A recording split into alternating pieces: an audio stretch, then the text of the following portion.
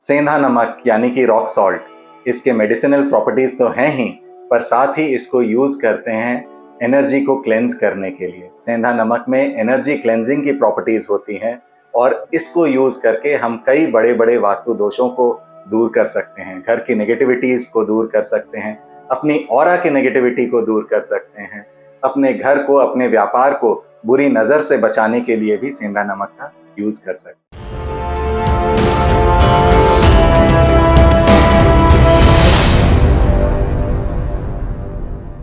नमस्कार, मैं हूं साकार मोहता, आपका वास्तु कंसल्टेंट।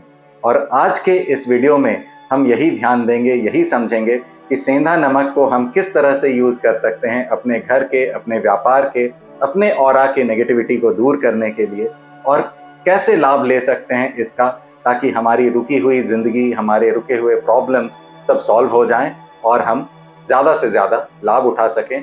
एक सिंपल से प्रोडक्ट जो कि हर बगल वाली किराने की दुकान पे अवेलेबल है, इसका यूज करके। सबसे पहले हम बात करते हैं कि घर में नेगेटिव एनर्जीज के सिम्टम्स क्या हैं, कैसे आप समझेंगे, कैसे आप पहचानेंगे कि आपके घर की ऊर्जा को क्लेंज करने की जरूरत है। जब भी आप घर के बाहर होते हैं और आप ज्यादा एनर्जेटिक फील करते हैं, कभी आप ऑफिस में हो या घर के बाहर मार्केट में हो और आपके एनर्जी लेवल्स बेटर होते हैं इन कंपैरिजन टू जब आप घर पे होते हैं, वहीं आप घर वापस आ जाते हैं तो आप डल फील करते हैं, सुस्त फील करते हैं और कुछ भी करने की आपको इच्छा नहीं होती है, तो यह सबसे बड़ा सिम्टम है कि घर की एनर्जी जो है वह डिसबैलेंस्ड है। इसी तरह से अगर आपको कभी ऐसा लगे कि घर में आते ही आपको गुस्सा आने लगता है और यही गुस्सा कारण बन जाता है रिलेशनशिप्स के डिस्टर्बेंस का, घर में नोक जोक बढ़ जाती है, तो भी आपके घर की एनर्जीज जो हैं वो डिस्टर्ब है। घर में रोग अगर लगे हुए रहते हैं, कभी एक बीमार होता है, उसके बाद दूसरा बीमार हो जाता है, दूसरे पहले के ठीक होते ही दूसरा बीमार हो जाता है, तो भी यह एक बड़ा सिम्टम है कि घर में एनर्जीज जो है वो डिस्टर्ब है। तो इनमें से अगर कुछ भी आप फील कर रहे हो, ऐसा आपके घर में लगा हुआ हो, तो आपको एक छोटे से सेंधा नमक के उपायों से आप इस एनर्जी को क्लेंज कर सकते। सबसे पहले हमें क्या करना है कि हर बुधवार और हर शनिवार वीक में 2 दिन सेंधा नमक का पोंछा लगाना है। एक मुट्ठी भर सेंधा नमक ले करके उसको बाल्टी में डाल दिया, बाल्टी के पानी में डाल दिया, जो पोंछे की बाल्टी, पोंछे का जो पानी है उसमें डाल दिया, और उस पोंछे को यूज करना है वीक में 2 बार, वेंसडे और सैटरडे, हर बुधवार और शनिवार। इसको वीक में 2 ही बार क्यों करना है? क्योंकि अगर हम रोज करेंगे तो ये हमारे जो नॉर्मल एनर्जीज है उसको भी डिसबैलेंस करेगा, इसीलिए इसको वीक में 2 ही बार करना है। और जब लगे कि स्थिति सुधर गई है, जो प्रॉब्लम आप फेस कर रहे थे वो प्रॉब्लम रिजॉल्व हो गया है, तो इसको घटा करके वीक में 1 दिन कर दें और सिर्फ शनिवार शनिवार आप सेंधा नमक का पोंछा लगाने लगे। ये घर से आपके नेगेटिव एनर्जीज को दूर कर देगा। कितने दिनों तक ऐसे करना है? कम से कम 1 साल तक आप सेंधा नमक का पोंछा जरूर लगाएं। और जब भी कभी आपको ऐसा लगे कि घर में नेगेटिव एनर्जीज बढ़ गई है, तो आप इसको वापस कंटिन्यू कर दें, वीक में 2 बार।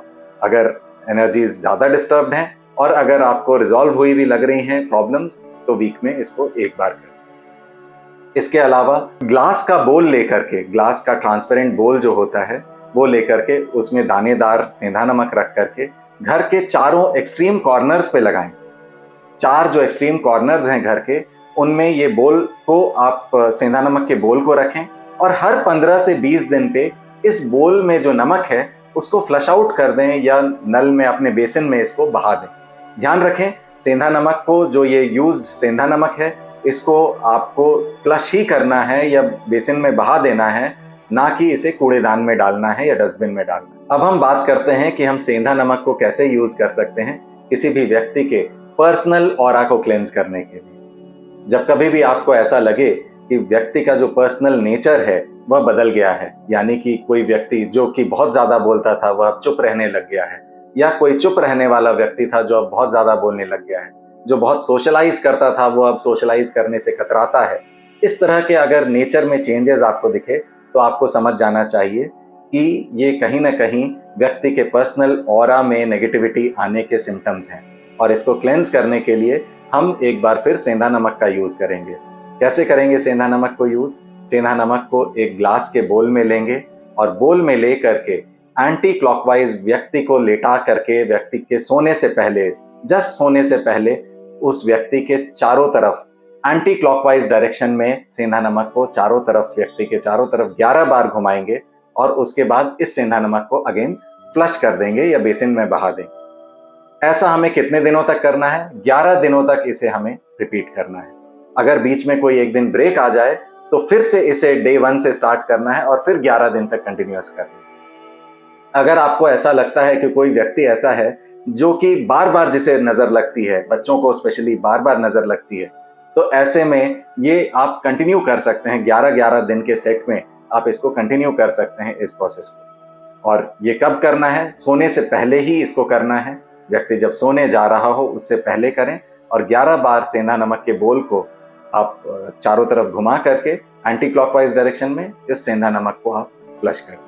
अब हम बात करते हैं कि कैसे हम सेंधा नमक को यूज करेंगे अपने व्यापार में, अपने बिजनेसेस में, अपने व्यापार के एनर्जीज को क्लेंज करने के लिए और साथ ही बुरी नजर से बचने के लिए। कई बार अगर आपको ऐसा लगता है कि व्यापार जो बहुत स्मूथली चल रहा था, अचानक से उसमें रुकावटें आने लग गई हैं और जो कि तनाव का कारण बन रही है, तो इसमें आप ये समझें कि एक सिम्टम है कि आपको एनर्जी क्लेंज करने की जरूरत है। जो घर के केस में हमें पोछा लगाते थे 2 बार वीक में, वो हम व्यापार में भी कर सकते हैं। दूसरी चीज, एक जालीदार सफेद कपड़ा लें और उसमें दानेदार सेंधा नमक को डाल करके उसकी एक पोटली बना लें और उस पोटली को जो है अपने व्यापार में जब हम घुसते हैं तो घुसते ही राइट साइड में किसी हुक पर या कांटी पर लगा करके उसको लटका दें। इस सेंधा नमक को भी हर 15 से 20 दिन में आप चेंज कर दें। इस पोटली को खोल करके इसमें से सेंधा नमक को फ्लश कर दें और पोटली में नया सेंधा नमक डाल करके वापस इसको लटका दें।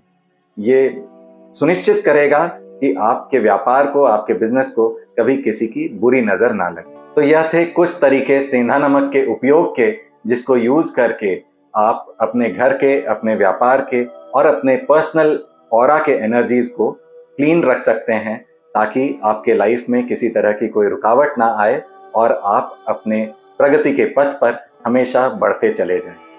Thank you so much.